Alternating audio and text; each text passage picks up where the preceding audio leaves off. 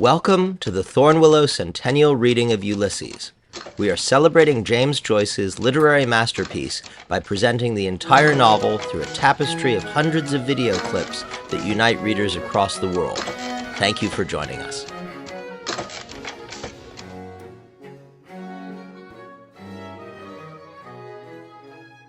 And now, continuing episode 18, Penelope, with Alison Fraser, reading from Brooklyn, New York.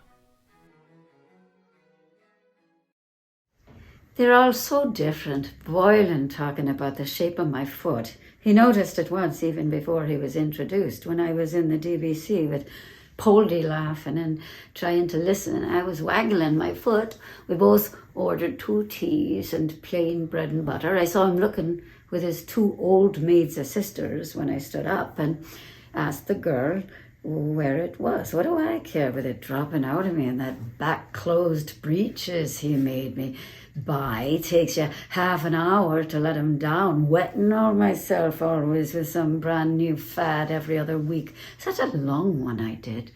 I forgot my suede gloves on the seat behind that I never got after some robber of a woman. And he wanted me to put it in the Irish Times, lost in the ladies' lavatory, DBC, Dame Street, finder, return to Mrs. Marion Bloom. And I saw his eyes on my feet going out through the turning door. He was looking when I looked back, and I went there for tea 2 days after in the hope, but he wasn't. No, how did that excite him? Because I was crossing them when we were in the other room?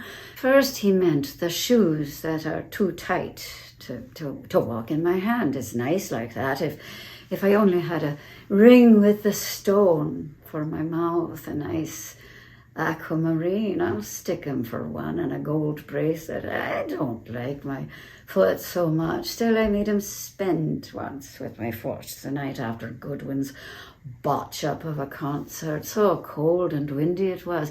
Well, we had that rum in the house tomorrow, and the fire wasn't black out when he asked me to take off my stockings lying on the hearthrug in Lombard Street. Well, and another time, it was my muddy boots. He'd like me to walk in all the horse's dung I could find. But of course, he's not natural like the rest of the world. What did he say? I could give 9 points into Catty Lanner and beat her. What does that mean? I asked him, I forget what he said, because the stop press edition just passed. And the man with the curly hair in the Lucan dairy that's so polite, I think I saw his face before somewhere. I noticed him when I was tasting the butter, so I took my time. Bartell Darcy too, that he used to make fun of when he commenced kissing me on the choir stairs after I sang Gounod's Ave Maria. What are we waiting for? Oh, my heart, kiss me straight on the brow and part, which is my brown part. He was pretty hot for all his tinny voice too. My low notes, he was always raving about, if you can believe him. I liked the way he used his mouth singing. Then he said, wasn't it terrible to do that there in a place like that? I don't see anything so terrible about it. I'll tell him about it someday. Not now, and surprise him, and I'll take him there and show him the very place we did it. So now, there you are, like a little lumpet. He thinks nothing can happen without him knowing. He hadn't an idea about my mother till we were engaged. Otherwise, he'd never have got me so cheap as he did. He was 10 times worse himself, anyhow, begging me to give him a tiny bit cut off my drawers. That was the evening coming along Kenilworth Square. He kissed me in the eye of my glove, and I had to take it off, asking me questions. Is it permitted to inquire the shape of my bedroom? So I let him keep it, as if I forgot it, to think of me when I saw him slip it into his pocket. Of course, he's mad on the subject of drawers. That's plain to be seen. Always skeezing at those brazen-faced things on the bicycles with their skirts blowing up to their navels. Even when Millie and I were out with him at the open-air fete, that one in the cream muslin standing right against the sun so you could see every atom she had on. when he saw me from behind following in the rain. I saw him before he saw me, however, standing at the corner of the Harold's Cross Road with a new raincoat on him, with the muffler in the Zingari colours to show off his complexion, and the brown hat, looking sly boots as usual. What was he doing there where he'd no business? They can go and get whatever they like from anything at all with a skirt on it, and we're not to ask any questions, but they want to know, where were you? Where are you going? And I could feel him coming along, skulking after me, his eyes on my neck. He had been keeping away from the house. He felt it was getting too warm for him. So I half turned and stopped. Then he pestered me to say yes, till I took off my gloves, slowly watching him. He said my open work sleeves were too cold for the rain. Anything for an excuse to put his hand near me drawers, the whole blessed time, till I promised to give him the pair of my doll to carry about in his waistcoat pocket. Oh, Maria Santissima, he did look a big fool, dripping in the rain, splendid set of teeth he had, made me hungry to look at him, and beseeched of me to lift the orange petticoat I had on with sunray pleats, that there was nobody, he said, he'd kneel down in the wet if I didn't. So persevering he would too, and ruin his new raincoat. You never knew what freak they'd take alone with you. They're so savage for it, if anyone was passing. So I lifted them a bit and touched his trousers outside the way I used to gardener after my ring hand to keep him from doing worse where it was too public. I was dying to find out, was he circumcised? He's shaking like a jelly all over. They want to do everything too quick, take all the pleasure out of it. And father waiting all the time for his dinner. And he told me to say I left my purse in the butcher's and had to go back for it. What a deceiver. Then he wrote me that letter with all those words in it. How could he have the face to any woman after his company manners, making it so awkward after when we met, asking me, have I offended you with my eyelids down? Of course, he saw I wasn't. He had a few brains, not like that other fool, Henny Doyle. He was always breaking or tearing something in the charades. I hate an unlucky man. And if I knew what it meant, of course I had to say no for form's sake. Don't understand you, I said, and wasn't it natural? So it is, of course. It used to be written up with a picture of a woman's on that wall in Gibraltar with that word I couldn't find anywhere, only for children, seeing it too young. Then writing a letter every morning sometimes, twice a day. I liked the way he made love. Then he knew the way to take a woman. When he sent me the 8 big puppies, because mine was the 8th. And then I wrote the night he kissed my heart at Dolphin's Barn. I couldn't describe it. Simply it makes you feel like nothing on earth, but he never knew how to embrace well like Gardner. I hope he'll come on Monday, as he said, at the same time, for I hate people who come at all hours. Answer the door, you think it's the vegetables, and it's somebody, and you all undressed, or the door of the filthy, sloppy kitchen blows open. The day old frosty-faced Goodwin called about the concert in Lombard Street, and I just after dinner, all flushed and tossed with boiling old stew. Don't look at me, Professor, I had to say, I'm afraid. Yes, but he was a real old gent in his way. It was impossible to be more respectful. Nobody to say you're out. You have to peep out through the blind like the messenger boy today. I thought it was a put-off. First him sending the port and the peaches first, and I was just beginning to yawn with nerves, thinking he was trying to make a fool of me, when I knew his tat-a-tat at the door. He must have been a bit late, because it was 3:15 when I saw the 2 deadless girls coming from school. I never know the time. Even that watch he gave me never seems to go properly. I'd want to get it looked after. When I threw the penny to that lame sailor for England, home and beauty, when I was whistling, there is a charming girl I love, And I hadn't even put on my clean shift or powdered myself or a thing then this day week. We are to go to Belfast, just as well as he has to go to Ennis, his father's anniversary, the 27th. Though it wouldn't be pleasant if he did. Suppose our rooms at the hotel were beside each other and any fooling went on in the new bed.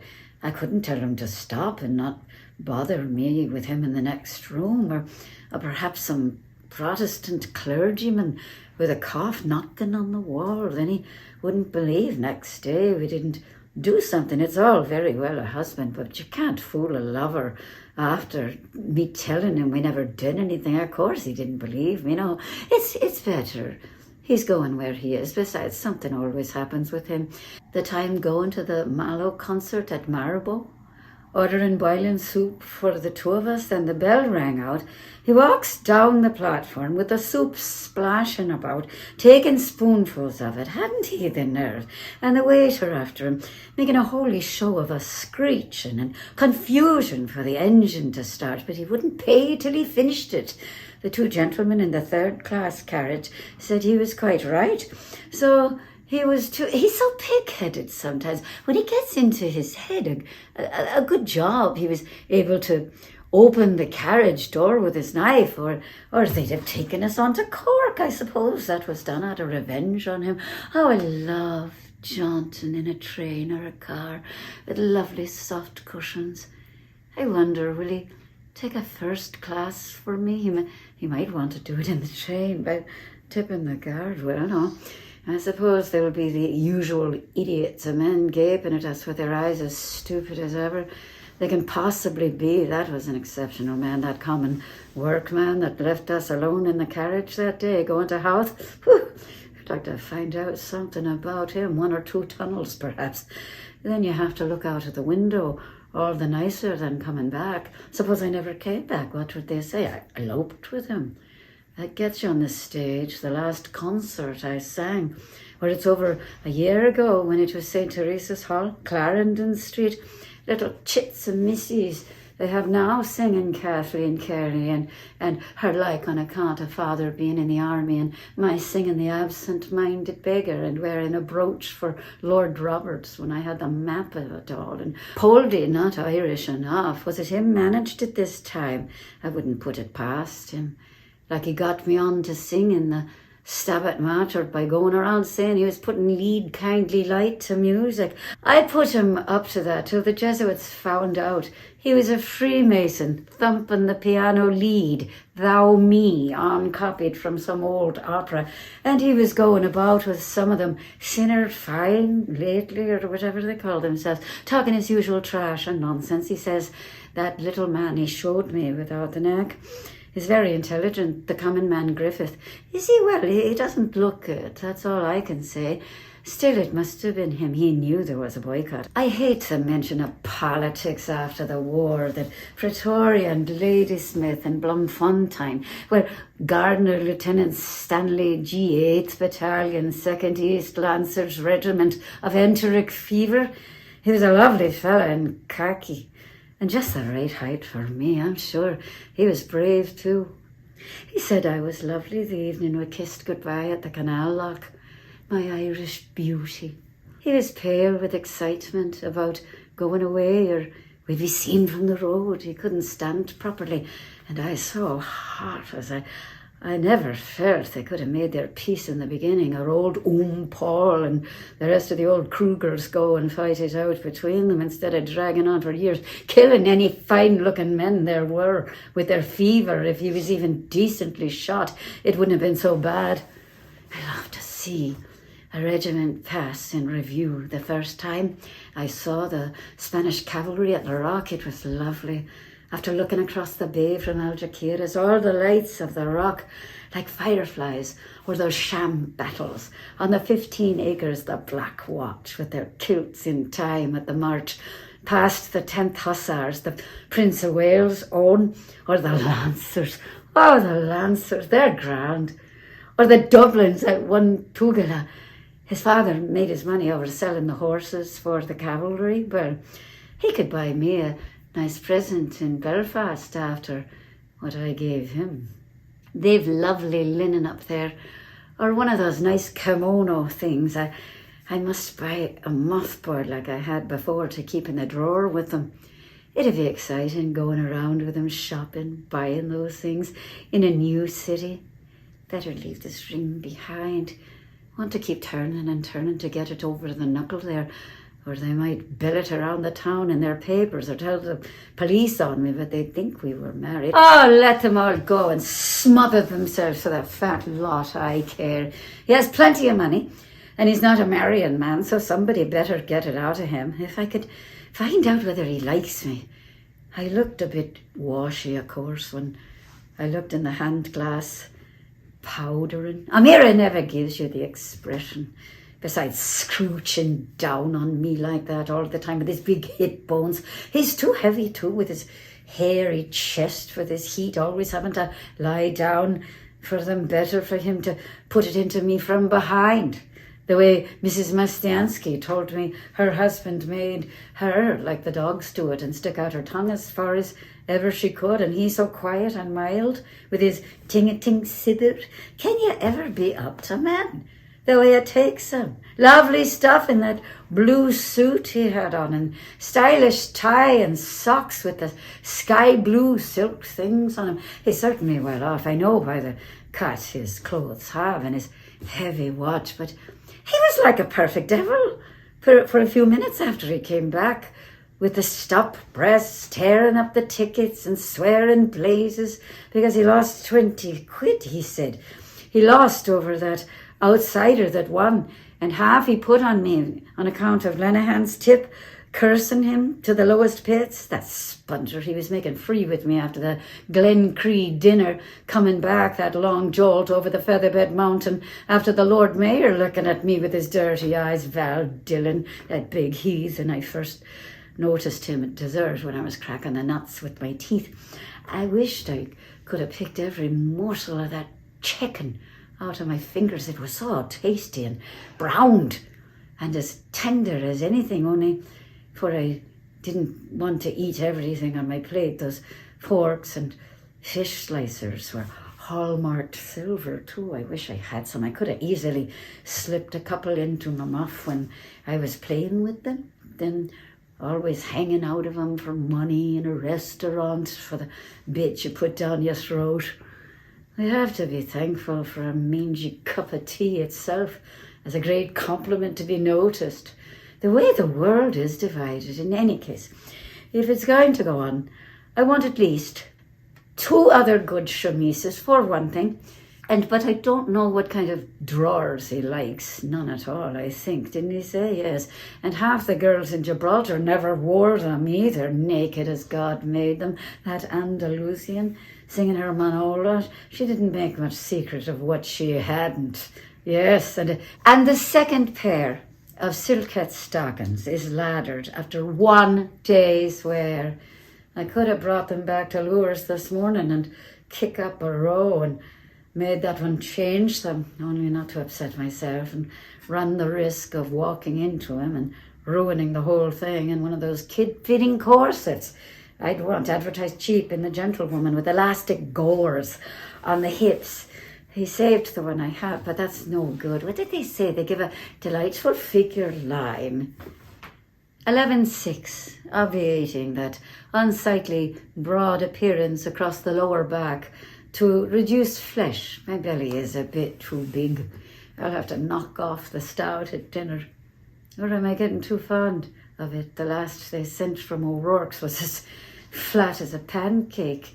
He makes his money easy. Larry, they call him, the old mangy parcel. He sent at Xmas a cottage cake and a bottle of hogwash. He tried to palm off his claret that he couldn't get anyone to drink. God spare his fit for fear he'd die of the drought. Or I must do a few breathing exercises. I wonder, is that anti-fat any good? Might overdo it. Thin ones are not so much the fashion now. Garters, that much I have. The violet pair I wore today. That's all he bought me out of the check he got on the first. Oh no, there was the face lotion I finished the last of yesterday that made my skin like new. I told him over and over again, get that made up in the same place and don't forget it. God only knows whether he did. After all, I said to him, I'll know by the bottle anyway. If not, I suppose I'll only have to wash in my piss like beef tea or chicken soup with some of that apoponics and violet. I thought it was beginning to look coarse or old a bit. The skin underneath it's much finer where it peeled off there on my finger after the burn. It's a pity it isn't all like that. And the 4 paltry handkerchiefs, about 6 shillings in all. Sure, you can't get on in this world without style, all going in food and rent. When I get it, I'll lash it around, I tell you, in fine style. I always want to throw a handful of tea into the pot, measuring and mincing. If I buy a pair of old brogues itself, do you like those new shoes? Yes, how much were they? I've no clothes at all. The brown costume and the skirt and jacket and the one at the cleaners. 3, what's that for any woman? Cutting up this old hat and patching up the other. The men won't look at you, and women try to walk on you because they know you've no man. Then with all the things getting dearer every day for the 4 years more I have of life up to 35. No, what am I at all? I'll be 33 in September, will I? What? Oh, well, look at that. Mrs. Galbraith, she's much older than me. I saw her when I was out last week. Her beauty's on the wane. She was a lovely woman, magnificent head of hair on her, down to her waist, tossing it back like that Kitty O'Shea in Grantham Street. First thing I did every morning, to look across, see her combing it as if she loved it, was full of it. Pity I only got to know her the day before we left. And that Mrs. Langtry, the Jersey lily, the Prince of Wales, was in love with. I suppose he's like the first man going the roads, only for the name of a king. They're all made the one way. Only a black man I'd like to try. A beauty up to, what was she, 45. There was some funny story about the jealous old husband. What was it all? And an oyster knife, he made her wear a kind of tin thing around her. And the Prince of Wales, yes, he had the oyster knife. It can't be a true thing like that. Some of those books he brings me, the works of Master Francois, somebody supposed to be a priest, about a child born out of her ear because her bum gut fell out. A nice word for any priest to write. And her A-E, as if any fool wouldn't know what that meant. I hate that, pretending of all things with the old blackguard's face on him. Anybody can see it's not true, and that ruby and fair tyrants he brought me, that twice I remember, when I came to page 50, the part about where she hangs him up out of a hook with a cord flageolet. Sure, there's nothing for a woman in all that invention made up about he drinking the champagne out of her slipper after the ball was over, like the infant Jesus in the crib at Innicore in the Blessed Virgin's arms. Sure, no woman could have a child that big taken out of her. And I thought first it came out of her side, because how could she go to the chamber when she wanted to? And she, a rich lady, of course, she felt honoured. H.R.H. He was in Gibraltar the year I was born. I bet he found lilies there too, where he planted the tree. He planted more than that in his time. He might have planted me too if he'd come a bit sooner. Then I wouldn't be here as I am. He ought to chuck that Freeman with the paltry few shillings he knocks out of it. Go into an office or something where he'd get regular pay, or a bank where they could put him up on a throne to count the money all the day. Of course, he prefers plottering about the house, so you can't stir him any side. What's your programme today? I wish he'd even smoke a pipe like father to get the smell of a man. Or pretending to be mooching about for advertisements when he could have been in Mr. Cuff's, still only for what he did, then sending me to try to patch it up. I could have got him promoted there to be the manager. He gave me a great merada once or twice. First he was as stiff as the mischief, really and truly. Mrs. Bloom, only I felt rotten simply with the old rubbishy dress that I lost the leads out of the tails with no cut in it. But they're coming into fashion again. I bought it simply to please him. I know it was no good by the finish. Pity I changed my mind of going to Todd and Burns, as I said, and not Lee's. It was just like the shop itself, rummage sale. A lot of trash. I hate those rich shops. Get on your nerves. Nothing kills me altogether. Only he thinks he knows a great lot about a woman's dress and cooking, mothering, everything. He can scour off the shelves into it. If I went by his advices, every blessed hat I put on, does that suit me? Yes, take that. That's all right. The one like a wedding cake standing up miles off my head. He said suited me. Or the dish cover one coming down on my backside on pins and needles. About the shop girl in that place in Grafton Street. I had the misfortune to bring him into it. She as insolent as ever she could be, with her smirk, saying I'm afraid we're giving you too much trouble. What's she there for? But I stared it out of her. Yes, he was awfully stiff. And no wonder, but he changed the second time. He looked poorly, pig-headed as usual, like the soup. But I could see him looking very hard at my chest.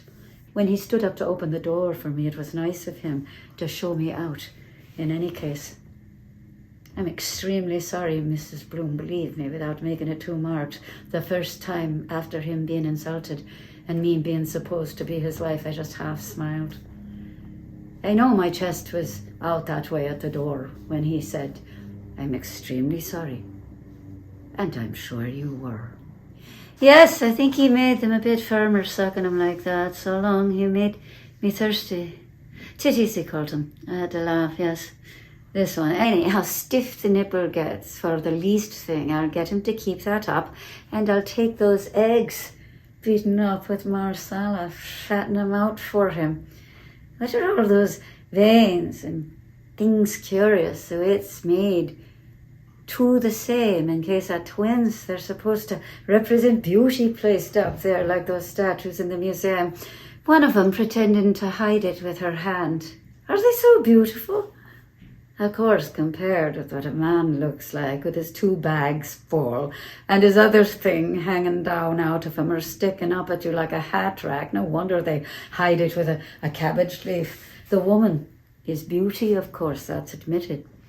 When he said I could pose for a picture naked to some rich fellow in Hollis Street when he lost the job in Hellas and I was selling the clothes and strumming in the coffee palace, would I be like that bath of the nymph with my hair down?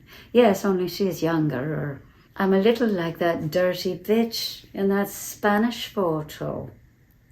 He has the nymphs. Used they go about like that? I asked him.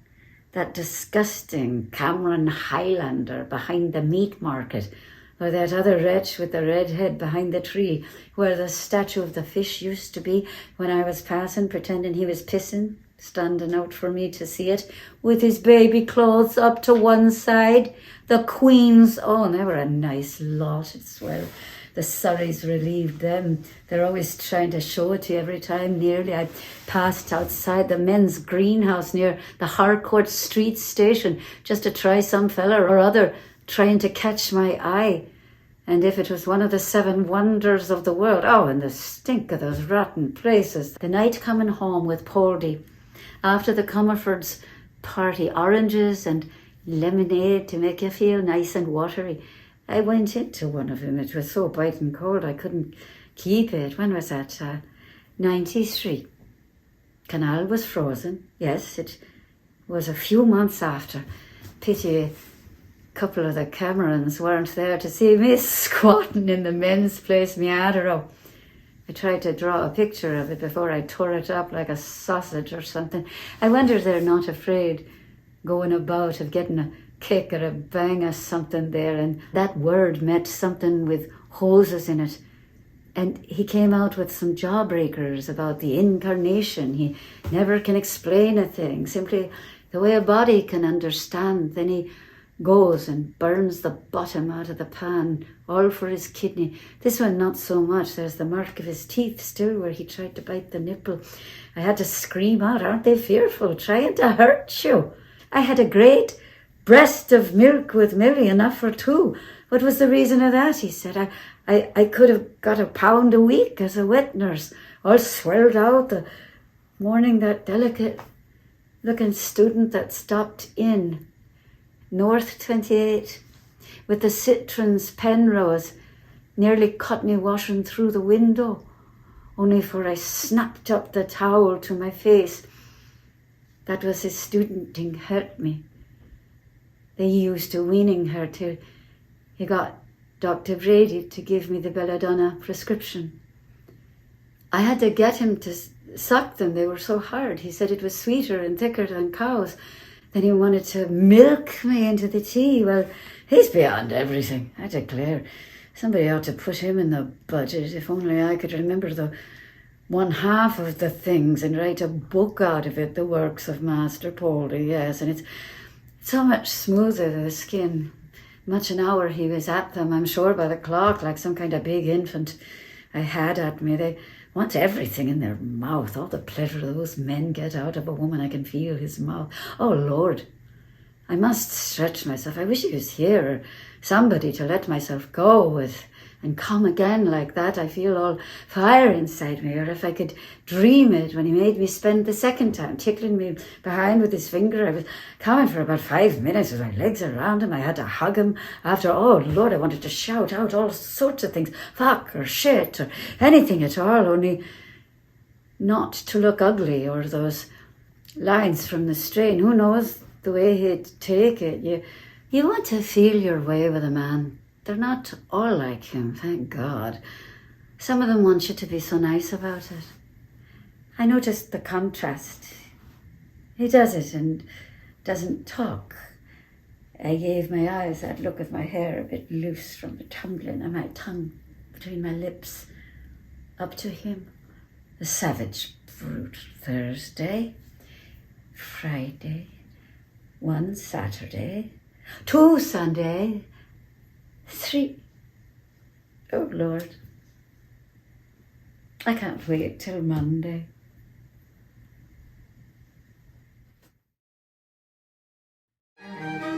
We hope you enjoyed listening to this episode of The Colophon and our Centennial reading of Ulysses from Thornwillow Press. Be sure to subscribe to us wherever you get your podcasts, and please consider supporting us by visiting our website, www.thornwillow.com. Your help makes this and all our endeavors possible.